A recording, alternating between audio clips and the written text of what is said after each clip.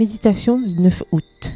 Même un enfant, hors des troupes de Syriens, était sorti et avait emmené du pays d'Israël une petite jeune fille comme captive. Elle était au service de la femme de Naaman. 2 Rois 5, le verset 2. Bien que traitée en esclave et loin de chez elle, cette fillette continuait à rester fidèle à son Dieu, contribuant ainsi, inconsciemment, à accomplir le dessein du Seigneur qui avait choisi Israël comme peuple. Tandis qu'elle vaquait aux soins de ce foyer païen, elle s'attacha à ses maîtres. Se souvenant des cures miraculeuses opérées par Élisée, elle dit à sa maîtresse: « Oh, si mon Seigneur était auprès du prophète qui est à Samarie, le prophète le guérirait de sa lèpre. » Au verset 3. Elle savait qu'Élisée possédait la puissance divine et elle croyait que par elle, Naaman pouvait être guéri. La conduite de la jeune captive dans ce foyer idolâtre est la démonstration frappante de l'influence profonde qu'exerce l'éducation familiale sur un enfant. Il n'est pas de tâche plus noble confiée aux parents que celle de veiller sur la formation de leurs petits. Ils édifient ainsi la base même des habitudes et du caractère. Ce sont eux qui, par leur exemple et leur enseignement, décident en grande partie de leur avenir. Heureux les parents dont la vie reflète si parfaitement le divin que les promesses et les commandements du Seigneur éveillent chez l'enfant la gratitude et la vénération.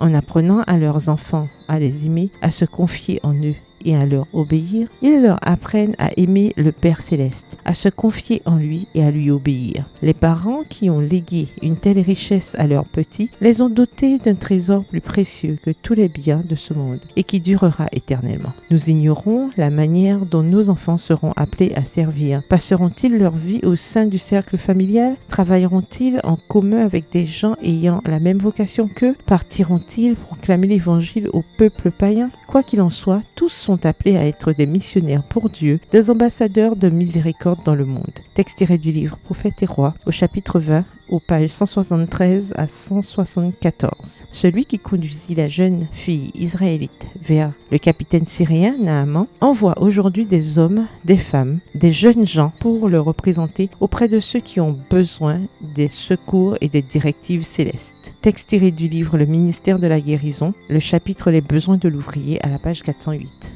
Bonne soirée et que l'Éternel vous bénisse.